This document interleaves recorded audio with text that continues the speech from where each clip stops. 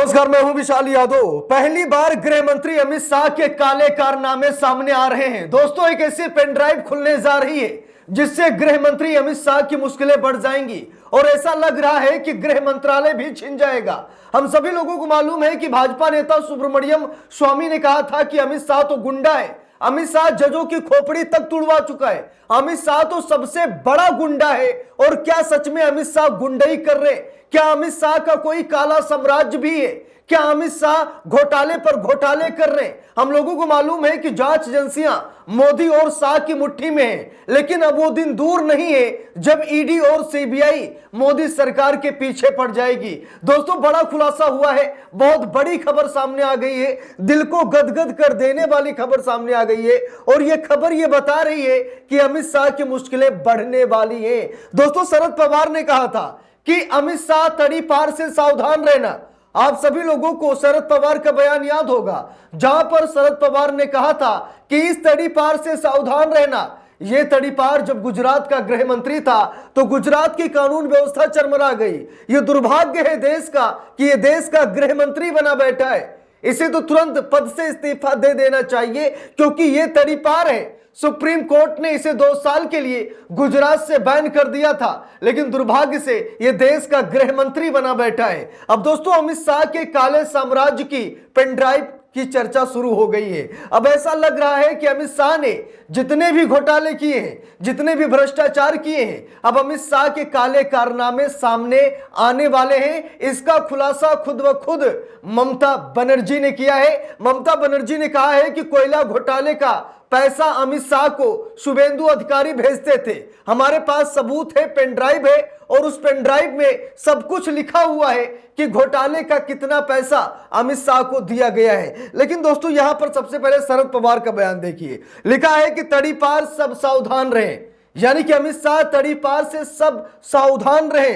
अमित शाह ने बताया भ्रष्टाचार का सरगना, तो भड़के शरद पवार ने यूं किया पलटवार। शरद पवार ने कहा कि जिस व्यक्ति को सुप्रीम कोर्ट ने बर्खास्त किया था वो आज देश का गृह मंत्री है, वो अमित शाह पर निशाना साध रहे थे। शरद पवार ने अमित शाह के उस बयान पर पलटवार किया जिसमें उन्होंने पवार को भ्रष्टाचार का सरगना बताया था। अमित शाह ने शरद पवार को भ्रष्टाचार का सरगना बताया, जिसके एवज में शरद पवार ने कहा कि यह तड़ी पार, इस तड़ी पार से सावधान रहना भाई, यह तड़ी पार बहुत ही खतरनाक है। गुजरात का गृह मंत्री था तो गुजरात की कानून व्यवस्था चरमरा गई और आज दुर्भाग्य से देश का गृह मंत्री है और देश की अर्थव्यवस्था, देश की व्यवस्था, कानून व्यवस्था किस तरीके से लाचार है, हम सभी लोग अच्छी तरीके से देख रहे हैं। क्यों? क्योंकि अमित शाह भ्रष्टाचार में संलिप्त हैं। अब दोस्तों, यहां पर देखिए, बीजेपी नेता ने कहा था, सुब्रमण्यम स्वामी ने कहा था, अमित शाह तो गुंडा है, जज की खोपड़ी तक तुड़वा चुका है। देख लीजिए, अमित शाह तो गुंडा है, जज की खोपड़ी तक तुड़वा चुका है, सुब्रमण्यम स्वामी ने कहा।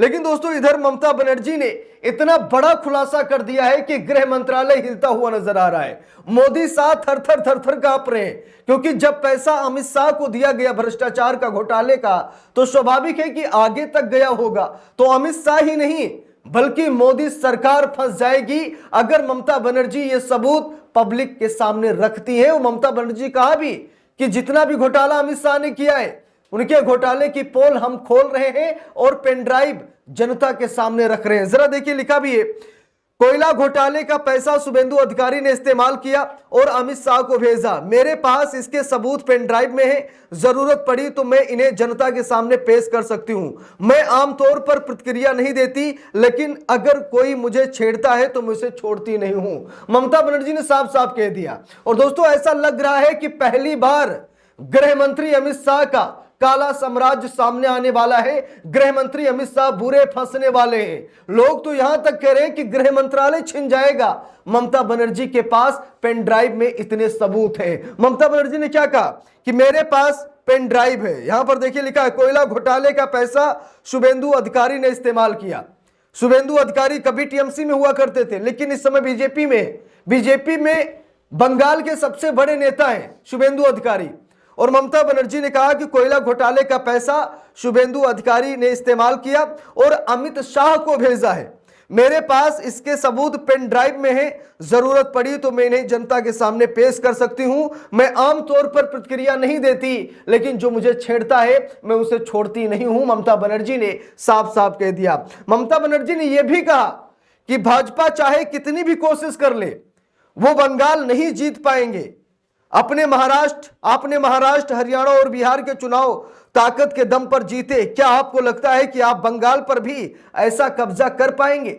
ममता बनर्जी ने सीधा सवाल पूछा है अमित शाह और नरेंद्र मोदी से कि सत्ता के दम पर, बल के दम पर आपने हरियाणा, महाराष्ट्र, बिहार जैसे कई राज्यों का चुनाव जीत लिया, लेकिन ये भूल जाइए कि आप बंगाल भी जीत पाएंगे।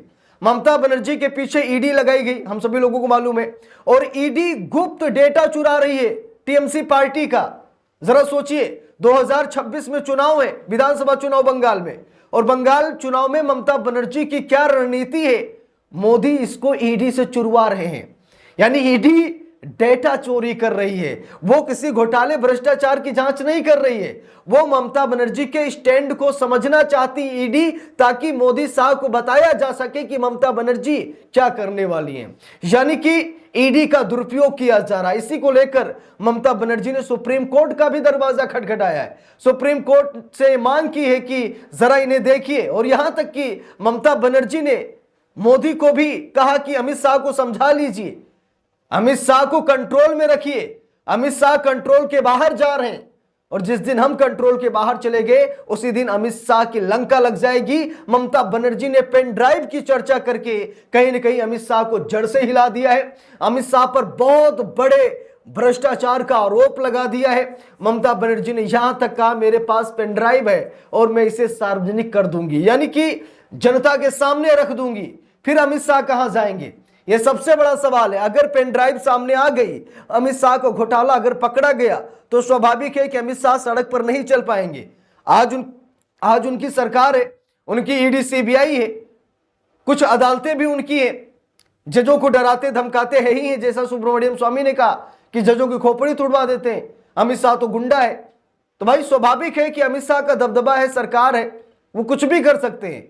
लेकिन जरा सोच कर देखिए, जिस दिन सरकार बदली उस दिन इन लोगों का क्या हाल होगा। कहीं डर इस बात का है देश छोड़कर ना भाग जाए, क्योंकि भाई हमने कई ठगों को देखा है, लुटेरों को देखा है, भ्रष्टाचारियों को देखा है, घोटालेबाजों को देखा है, जो लूट कर देश से फरार हो गए। इसमें कोई कहने वाली बात नहीं है। तो ममता बनर्जी ने यहां पर गंभीर आरोप लगाए अमित शाह पर, और ऐसा लग रहा है कि अमित शाह की मुश्किलें जबरदस्त तरीके से बढ़ जाएंगी। अमित शाह न घर के रहेंगे न घाट के रहेंगे।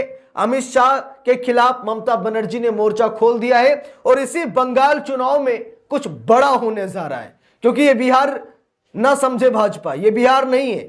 मोदी साहब को समझना चाहिए बिहार नहीं, बंगाल है, और बंगाल में ममता बनर्जी की चलती है, ये हम सभी लोग जानते हैं।